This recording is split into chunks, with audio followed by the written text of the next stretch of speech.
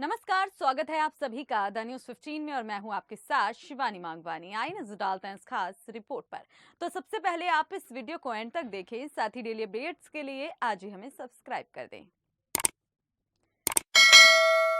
शुक्रवार को दिल्ली प्रदेश कांग्रेस के मीडिया विभाग के चेयरमैन और पूर्व विधायक अनिल भारद्वाज ने एक प्रेस वार्ता करते हुए आम आदमी पार्टी पर जमकर हमला बोला।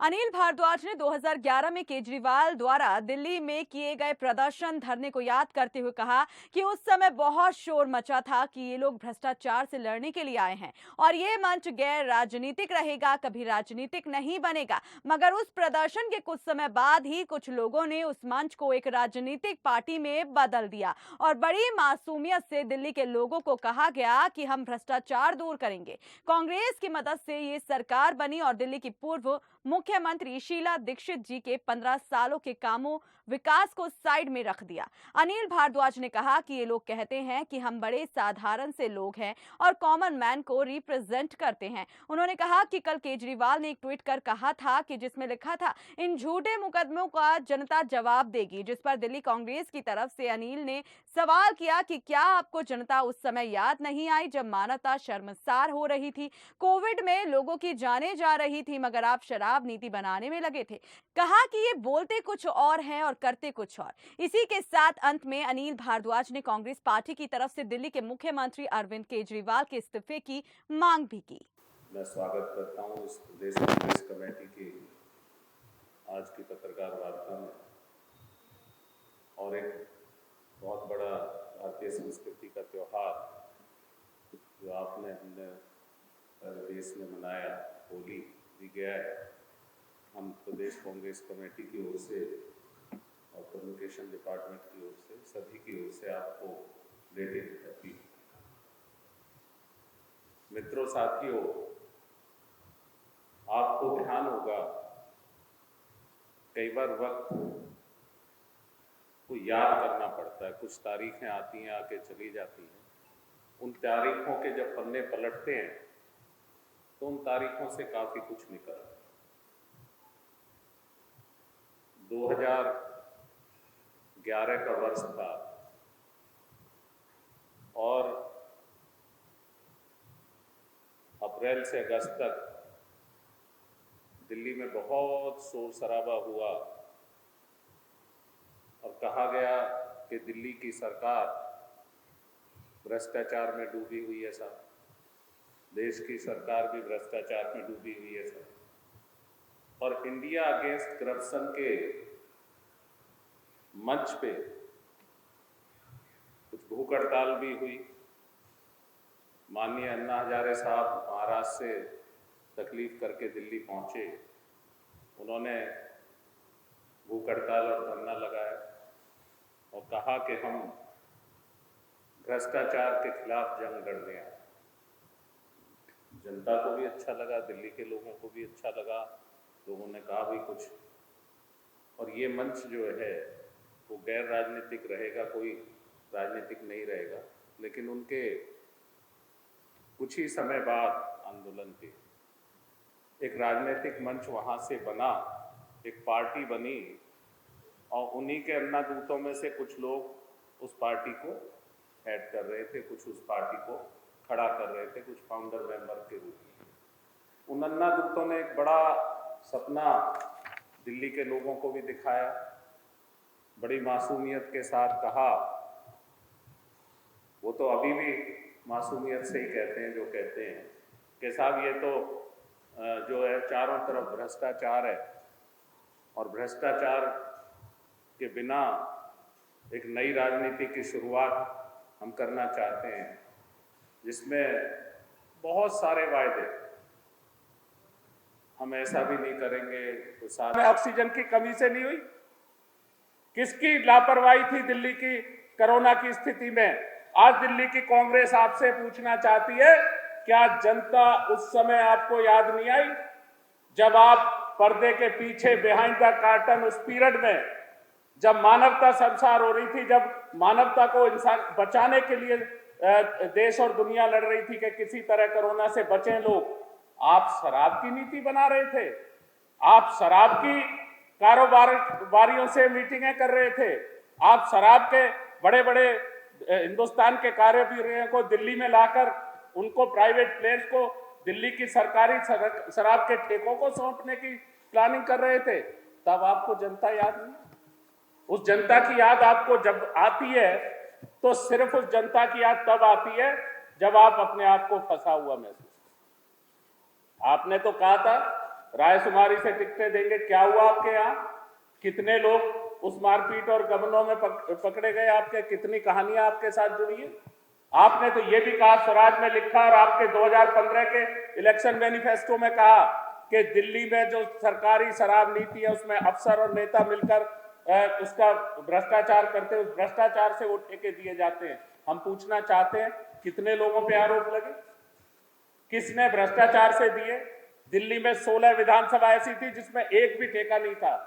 दिल्ली में 60 से ज्यादा 65 से ज्यादा ऐसे कॉर्पोरेशन वार्ड थे जिसमें एक भी ठेका नहीं था। आपने क्या दिल्ली को दे दिया? गली गली घर घर मोहल्ले मोहल्ले शराब। और आप मासूमियत से कह रहे हैं शिक्षा को नहीं आगे बढ़ने दे रहे साहब। अरे शराब मंत्री हैं भाई, शराब पे लोगों ने आरोप आए हैं, शराब की बात करिए ना आप सीधे तौर पे।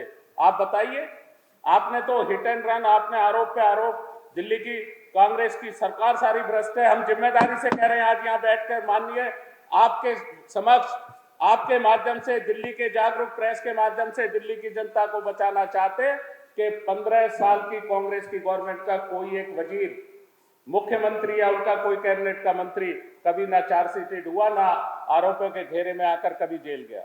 9 साल में आपके 6 मंत्री जेल जाते हैं। आपकी मासूमियत कमाल की है, गजब की मासूमियत है आपकी। आप तो कहते थे 48 दिन के बाद कि दिल्ली की जनता, भाइयों बहनों, हमें 2/3 मेजोरिटी दो, हम जन लोकपाल लाना चाहते हैं।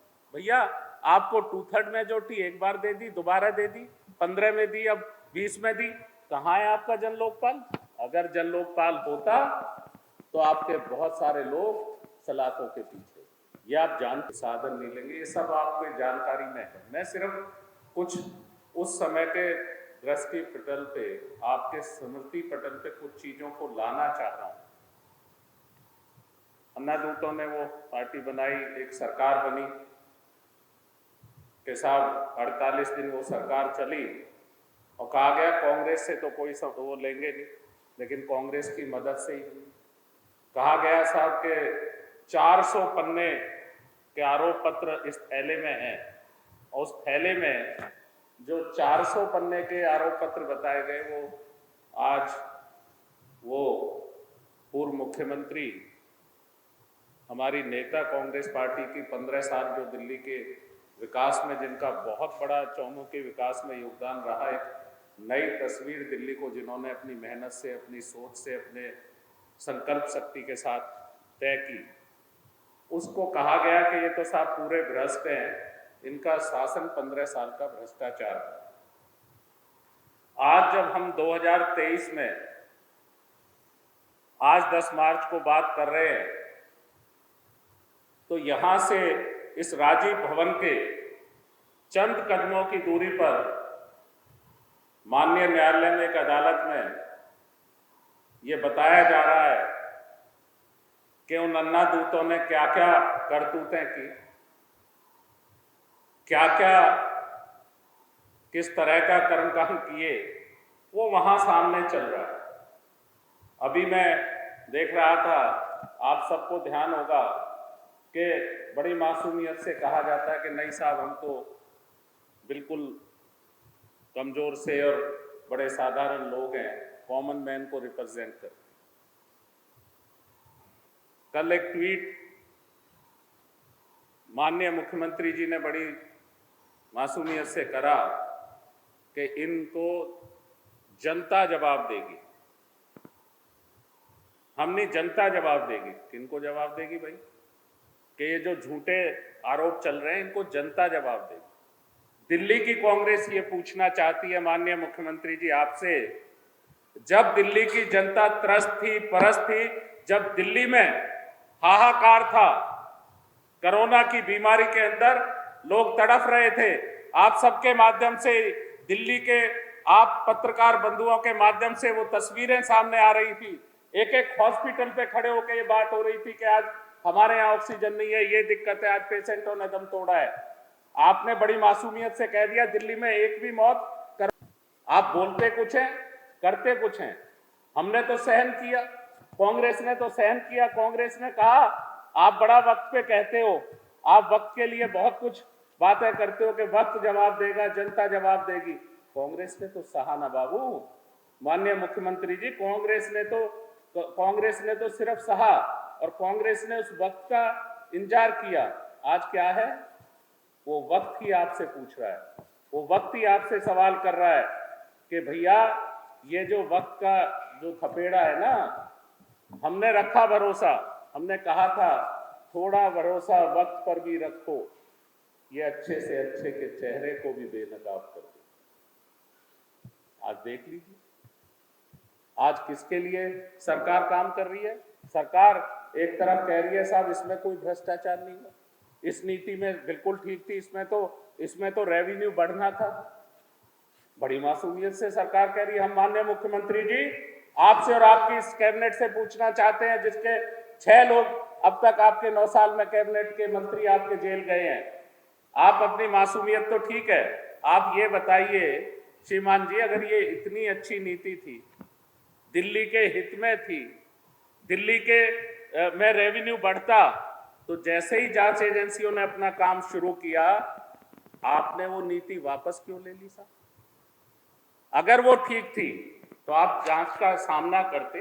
आप कहते हैं हमारी नीति ठीक है, इसमें कोई करप्शन नहीं है। आप कह रहे हो साहब इसमें तो 1 रुपए का भी करप्शन नहीं है, हमारे मंत्री तो कट्टर ईमानदार है, हमारे मंत्री तो भगत सिंह है जेल जाने के लिए। अरे शहीद आजम का अपमान मत करिए श्रीमान जी, शहीद आजम इस देश की आजादी के लिए भगत सिंह जी जेल गए थे। हम पूछना चाहते हैं, आप जा रहे हैं आज गांधी की समाधि पे, आपने तो चित्र भी हटा दिए थे अपने यहाँ से। महात्मा गांधी की समाधि पे जाकर पश्चाताप कर लो भाई। अन्ना जी को अब क्यों नहीं आने देते दिल्ली में, उनके पैर छू के पश्चाताप कर लो। ये जो जिनके मंत्री गए हैं, इनके परिवारों से पश्चाताप कर लो। है क्यों गए हैं ये जी?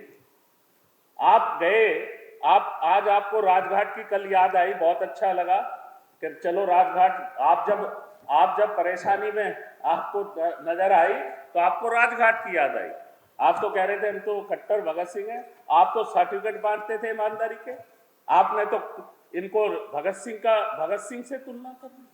अरे भाई शहीद आजम इस देश की आजादी के लिए जेल गए थे भैया, इतना अपमान शहीद आजम का मत करो। आप ये आजम का मत करो। आप ये चेहरे अब बेनकाब हो रहे हैं, सामने आ रहा है सब कुछ जो है, अब इसको आप बचा नहीं सकते। अब आप ये बताइए कि कोई ऐसी दल जिसके मंत्री कॉमन मैन के हों, भैया वो चंद दिनों में सैकड़ों फोन नए खरीद रहे, बदल रहे, तोड़ रहे। ये क्या है? ये क्या मोबाइल खेल रहे थे? ये क्या चल रहा था जो बार बार ये बदले जा रहे थे, रोज के हिसाब से 2 दिन 5 दिन में 2 चेक करते ही वो तोड़े जा रहे थे? ये क्या है? आप तो कॉमन मैन की सरकार है, कट्टर ईमानदार है भैया। तो कट्टर ईमानदारी के इस कैबिनेट में ये जो मोबाइल बार बार तोड़े गए, बदले गए, हम ये नहीं कह रहे, ये तो एजेंसी बता रही है कि 70 से ज्यादा या 100 से ज्यादा मोबाइल फोन जो है उनका इस्तेमाल हुआ, उन्हें तोड़ा गया, उन्हें बार बार बदला गया, और वो भी वो लोग जो 1 रुपया रिश्वत नहीं लेते। तो भैया इतने पैसे कहाँ से आ रहे थे? महंगे महंगे फोन सैमसंग के, किसी बड़ी बड़ी कंपनियों के, ये खरीदे भी जा रहे हैं, तोड़े जा रहे हैं, फेंके जा रहे हैं। तो क्यों? अगर आप ठीक थे तो नीति वापस क्यों ली? अगर आप ठीक थे तो ये मोबाइल क्यों बार बार बदले जा रहे थे?